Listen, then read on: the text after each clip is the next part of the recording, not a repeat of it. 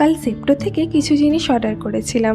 Mainly আমার ice cream খাওয়ারই মন করছিল, সেটা কিনতে গিয়ে আরও এক্সট্রা কত জিনিস কিনে বসেছি দেখো।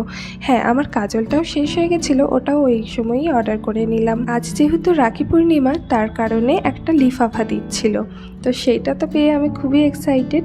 আমার অর্ডার ভ্যালু ছিল 300 টাকা মতো, সেই জন্যেই এই লিফাফাটা পেয়েছিলাম। ভাবলাম ভেতরে নিশ্চয়ই বেশ ভালো জিনিস কিছু পাবো।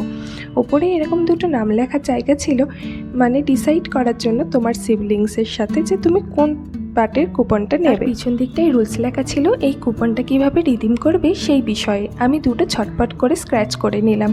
একটাতে আমি পেয়েছিলাম কোনো কসমেটিক্স প্রোডাক্টের ওপর অফ, আর একটাতে ডিল একটা কোম্পানির প্রোডাক্টের ওপর অফ।